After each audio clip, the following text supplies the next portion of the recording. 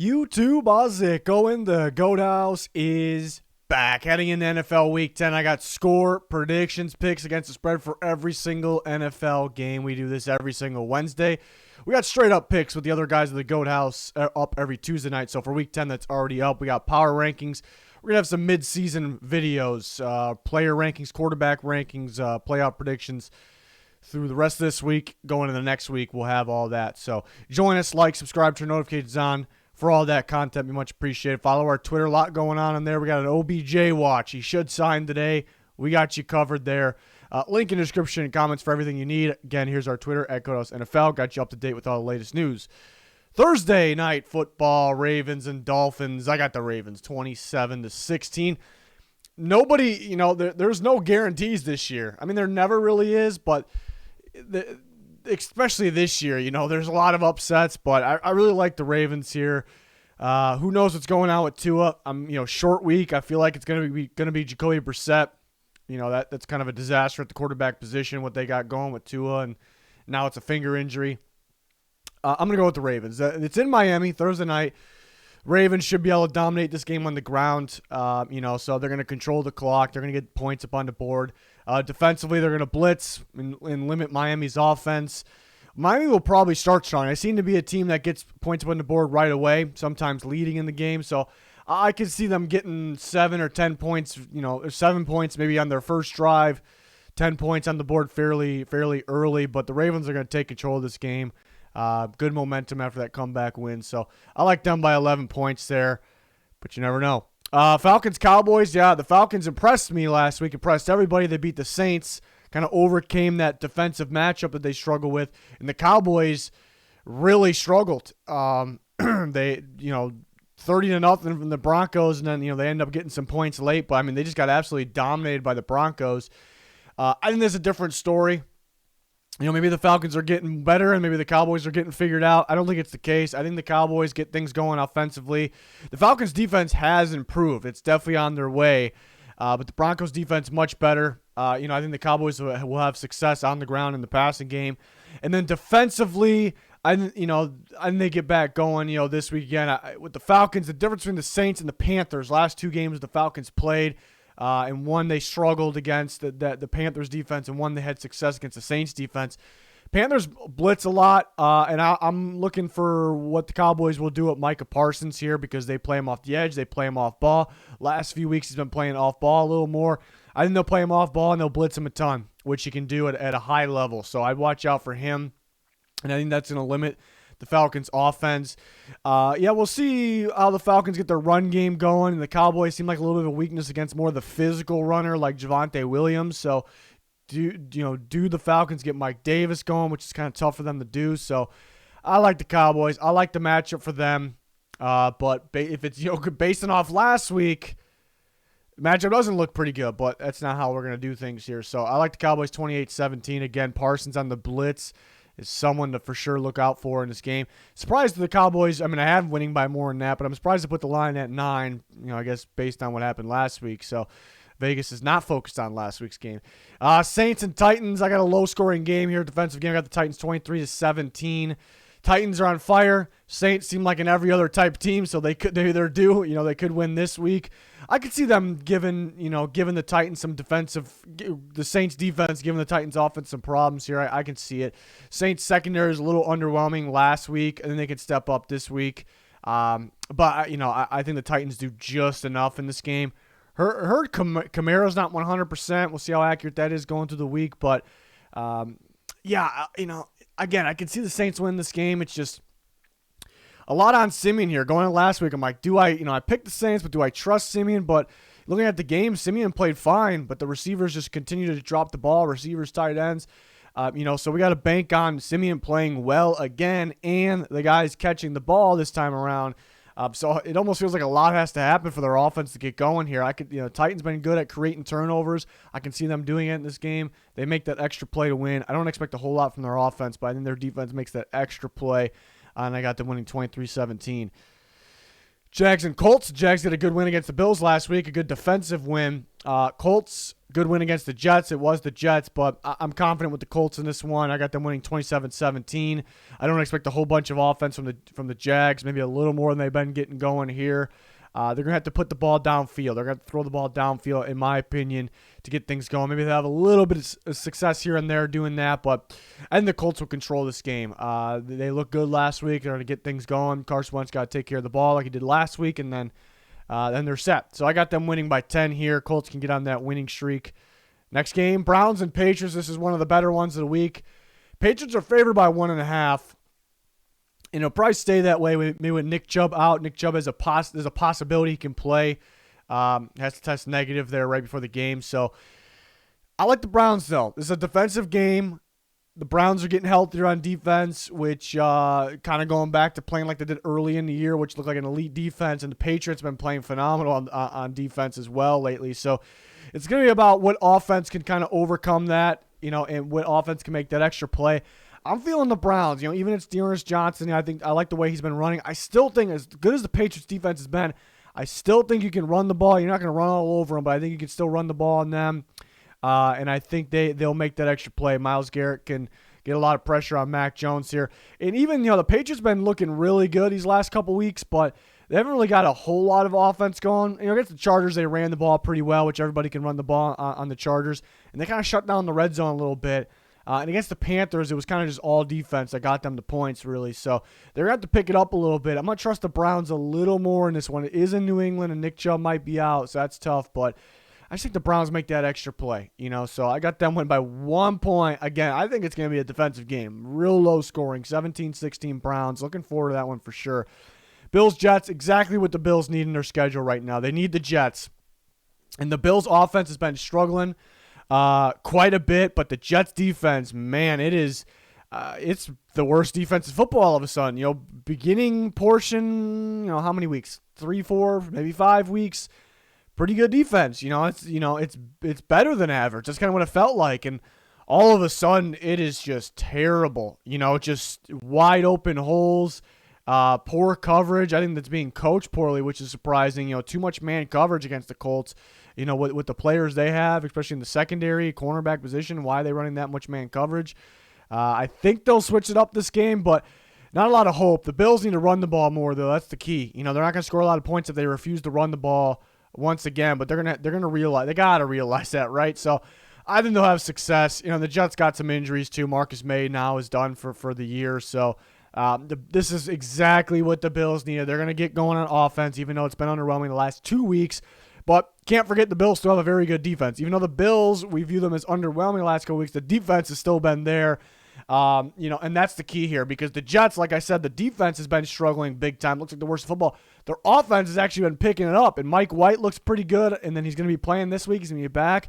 So you could say, the Jets can continue. They kind of flip their offense over defense, But the Bills' defense is tough. It's a tough defense. So I think the Bills will limit them, and that's kind of the key here. So I got the Bills in that one. It'd be pretty wild if they I don't see it. If they lost again to another team like this, but the Jets been beating good teams, so really good teams, the best teams they played pretty much. So we'll see some surprising things that happen this year. Lions and Steelers. I got a weird feeling the Lions are going to stick around this game. They're due for a win. The Steelers are due for a loss. There's really no logic behind that, besides just that. The Lions haven't won yet, and the Steelers are on a 4-game winning streak. You see these teams getting upset by teams they shouldn't get upset by. It's just because it's so hard to win the NFL, and the Steelers are on a 4-game winning streak, so how hard is it going to be to get 5, even though it's the Lions? It's pretty tough. It's not going to be easy, in my opinion. So I think the Lions have put up a bit of a fight, but I like the Steelers here. It just feels like they got more on both sides of the ball. We don't really expect a whole lot from the Steelers offense, but could the Lions get it seemed like the Bears were able to sneak off some good runs with Montgomery here and there, but they were trying to come back. So could the Lions get going with guys like Swift and Jamal Williams? We'll see. I think they'll be playing keep up, but they'll kind of be right there. But I got the Steelers, 5 in a row here, winning by a touchdown, get some offense going in this game. Got to be better on those 3rd and short. Got to throw past the sticks. Want to see them do it. Now this is the game they can take that shot and see if they can get better in that area.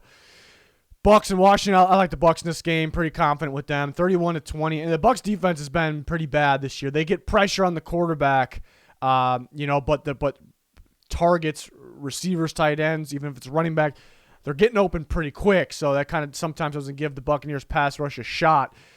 So that could be the case. Haven't been through it. Washington's play calling. They do like to run the ball, and the Bucks will stop the run. So they'll get some points just because, you can move the ball on the Bucs offense. You got to get the ball out quick, but they'll get some points here. But I just don't know how they win this game. I think the Buccaneers just do enough offensively. They play each other in the playoffs, and this is probably the closest the Bucs were to losing in the playoffs with Washington. I guess debatable. But they gave him a problem, somewhat of a problem, is my point there in the playoffs. But Washington's defense was a lot better then for some reason. So Buccaneers off the bye, they'll have no problem here scoring points. So I got them winning by 11 here. Panthers and Cardinals, I got a low-scoring game here, 23-10. We'll see if Kyler Murray's back. I think he'll be back. Will he be 100%? Well, if he's back, then you'd expect him to because they played it safe last week. I think he could have played, but I like the Panthers' defense. In general, I like the Panthers' defense. It's healthier now. Well, I have Brian Burns. We'll see what that situation was after Mac Jones. But Shaq Thompson been back for a couple weeks. That's good. They got Stephon Gilmore in there now. I like the Panthers' defense, and I think this is maybe, if I had I don't know if there is a perfect defense, but if I had to pick a perfect defense to play against that Kingsbury system, that Kyler Murray system, I like the Panthers as a young, athletic defense. The Cardinals offense almost gives you kind of college-style vibes, and the Panthers defense is kind of the same thing. So I think they match up pretty well with them, but that doesn't mean they're going to stop them. And then what if they're on the field constantly? Then they're going to give up points. It could be a good defensive performance, but they can still give up a lot of points. I can see that. But I like their defense, the way they match up. So I don't think the Cardinals go too wild there. Got them getting 23, but I just don't trust the Panthers offense. Sam Darnold's going to be out. It's going to be P.J. Walker. The small sample sizes of P.J. Walker we've seen this year has not looked good, but Sam Darnold has not been good. Now Walker gets a full week to prepare, so I guess that could help. Maybe he can be a little sneaky, he can run around a bit. They should do more design runs. That could be the way, but not a lot of trust in that Panthers offense. Cardinals defense is creating turnovers, and they are playing very well, so I don't think the Panthers will be scoring too many points, but low scoring. It should hit the under there, but if the Cardinals are constantly on offense, then they'll be scoring more points than than you would expect, I suppose. Next game, Vikings-Chargers. I got the Chargers 31-27. This is one of the tougher ones to pick of the week because the Vikings are known as a very good running attack with Dalvin Cook, Alexander Mattison. They run the ball very well. They have a pretty good play-action game, too, which pairs well with the run game. The Chargers are dead last in run defense, and it's bad. It's real bad right now. 161 yards per game on the ground. So that'd be a real good reason to pick the Vikings. But I'm still not going to go with them. They're finding ways to kind of lose games that they kind of have the matchup for there. And they're starting to pile up on the injuries, and the Rona's hitting them pretty hard right now, too. So a lot of guys out on defense because of that, and it seems to be hitting them hard, like I said. So that probably play a part in this game, but they should be able to run pretty well on them and kind of get some sneaky play action passes. It's just a hard team to trust, with guys out, and a lot of teams are missing guys, and it's just how they've been finishing games. It's just really a hard team, maybe a staff to trust. Then looking at the Chargers, though, I do like the way the Chargers offense matches up with the Vikings. I think Justin Herbert's going to have a day. Like I said, guys like Harrison Smith out, a lot of Daniil Hunter's out for the year. It sounds like Michael Pierce will be out again. So the Vikings are missing guys, and it's not like the Ravens or the Patriots defense type of defense. A lot of man coverage there. It's totally different. A lot more zone here from the Vikings. I think Justin Herbert's going to have a day. And usually the problem is, when the Vikings have that rushing attack and the Chargers lacking that on defense, usually the problem with in this case the Chargers would be the Vikings are going to run a lot of clock. They're going to keep Justin Herbert on the sideline, give him limited chances, and that could be the case. And that could be why the Vikings win. But I think, those limited chances, it might be okay. I can see Herbert in company scoring in a play, just having those big explosive plays where we don't really need a whole lot of chances to win this game. So that's why I like the Chargers at home here, 31-27. It'd be another Vikings move to lose by 3. I think they're due to break that. I got the Chargers winning by 4. I'll say this, though. The Vikings have been blowing leads. If they get up in this game by 2 scores like they did against the Ravens, if they're up 14-0 or whatever it is, 2 scores, I really don't think, if it's a team that would blow it, it would be the Vikings or maybe the Falcons. But in a game like this, I really don't think they would blow it. I think they would have to hold on to that lead because they can continue to run the ball and run the clock, and it should actually work. They shouldn't be going 3 and out. So I will say that. The Vikings get the lead, a good lead. Like last week, I don't expect them to blow this one, but who knows with them. But I'm going to pick the Chargers here at home. The Vikings weren't dealing with the Rona situation and have guys beat up, I may go them. But it's a good game. Another really good game, another tough one to pick. Broncos, I got getting 23. The Eagles, I got going 20 here, and it's a toss-up. I can argue. It's one of those games where I really can argue both sides pretty evenly. Because the Broncos played very well last 2 weeks. When they played the Browns on Thursday night, the Browns just had too much physicality for them up front in the offensive line and the running backs, the running game. Just too physical, and the Broncos defense did not look like themselves. And the Eagles could present some of those problems. You know, they got Jordan Howard, tough runner. Boston Scott's been running well. Jalen Hurts runs well. You got to worry about the run kind of with these read options all over the place. It's a different style than the Browns running game since we're comparing that. We can't really compare. But they're physical, and that actually could be the difference here. But the Broncos feel different right now. They're playing a lot better. I don't think they're going to be focused too much on the passing game of the Eagles. They're going to buckle down in the run game, and that could help. They're going to slow it down. A lot of running clock in this game. They got to get Javonte Williams going like last week. That's my guy, and they're going to get him going. I think that's going to be a problem for the Eagles. Their linebackers are playing poorly right now, and that's the difference too. I don't really have a whole lot of trust in the Eagles' defense. I feel like their offense is getting better, but their defense is getting worse. I think a lot of running clock in this game. I'm going to take the better defense at home. That's kind of, since I can argue both sides, that's kind of where I'm going there. So I'm going to take the Broncos 23-20. Seahawks and Packers. I like the way the Packers match up in this game. The 3 spread is pretty interesting. There is a catch here. There is a catch. But let me talk about, I like the way the Packers match. And this is with Aaron Rodgers. If Aaron Rodgers doesn't play, and that's not the catch. If Aaron Rodgers doesn't play, I'm taking the Seahawks. That's not, I'll get to what I'm talking about. But I like the way the Packers match up. You know, Seahawks defense been playing very good, actually. They've been picking it up, but, I mean, they play the Steelers, the Saints, and who they played, the Jaguars last week. You know, that's who they've been playing. They haven't seen Aaron Rodgers in this offense in Green Bay. It's probably going to be pretty cold out. Seahawks can play in the cold, though. But so I think the Packers get going offensively. And I've been loving the way the Packers defense is playing. It's been playing very well without their star players in there, and Alexander and Smith. And Russell Wilson coming back. I mean, I could see Russ having a lights-out game because that's who he is. He's Russell Wilson. But coming back off injury, they don't have much of a running game, a dominant running game like they used to. The Packers been doing a really good job keeping everything in front. I like the way the Packers match up. But here's the catch. Everybody's bashing the Packers, mainly Aaron Rodgers with his whole situation. They think they should have been penalized more. They really weren't. And I wouldn't really be saying this, but the refs have shown some sketchy moments, especially recently, the most recent NFL games. So do the refs make a decision on the field with this? Do they get, I'm not saying it's going to happen, but it's sad that I can see it happening, but that's the case. So maybe they take it out and the Packers on the field. I don't think it'll happen, but that's kind of what I think. Maybe that's why the line's that low. Maybe it'd be close because of that. I just love the way the Packers match up against them. I got them winning 31-23 at home. Sunday Night Football. I like the Raiders in this one. Chiefs winning 2 straight. The Raiders just lost to the Giants. Kind of a Raiders move.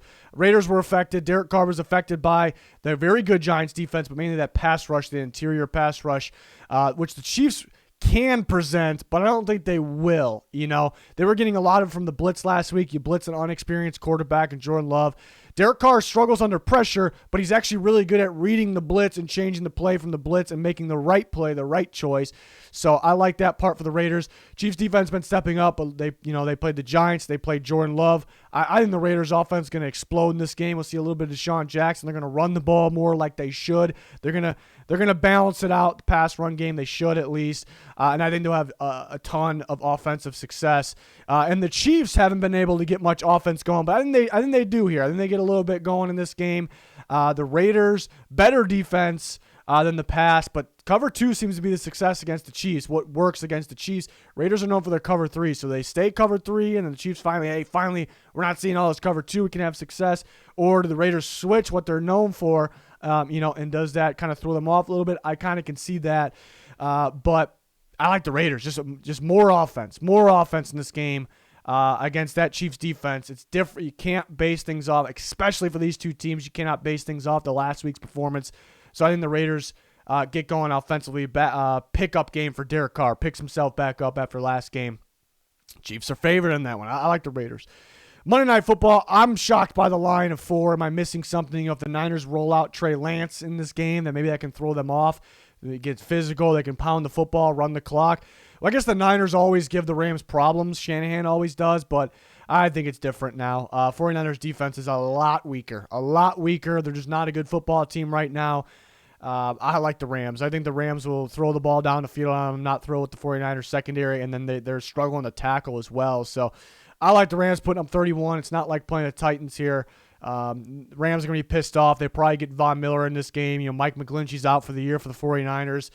Yeah, I can argue how the 49ers would win. If they go Trey Lance, maybe they don't even need Trey Lance. They ran Garoppolo against the Bears, but just pound the damn ball. Start with the ball, pound the ball, run the clock. That's usually how they beat the Rams. They out-physical them for some reason, and that's how they beat them. And then they put Goff in interesting situations and create turnovers and go back to wearing them out, pound the football. But it's and they could do that in terms of the 49ers offense. Can they pound it, wear them out? They could, but it's not the Goff Rams anymore. I think they'll take advantage when they have the ball. So I like the Rams here. But it'd be something if the 49ers pull it off. Again, the Rams just get problems with the 49ers and Shanahan, apparently. It is in San Francisco Monday night, but the 49ers keep losing at home and on prime time. So here's another one. I like the Rams. I don't know. I like the Rams. This one, -4, looks pretty good, but Vegas knows something. I would assume it has to be something with the matchup, the Rams versus Shanahan deal. Maybe. We'll see. Stafford got to play better than what he did with the Titans, but it looks like a weakness for the Rams offensive line and Stafford is that interior pressure. Quickest trip to the quarterback, interior pressure. It's a game changer. Not too many teams have it. The Titans have it very well with Jeffrey Simmons and Nico Autry. 49ers usually have it. They don't right now. Kinlaw out. Armstead been disappointed. They sometimes line him up off the edge anyways. Missing Buckner big time, especially for a game like this. So I like the Rams here on Monday night. But that's going to wrap up my score predictions. Let me know your guys' thoughts in the comments. Always talking on Twitter. Got you guys updated here. Loads of NFL content. So join us, like, subscribe, turn notifications on. But that's going to do it for this one. Thanks, everyone, for watching. Goodbye.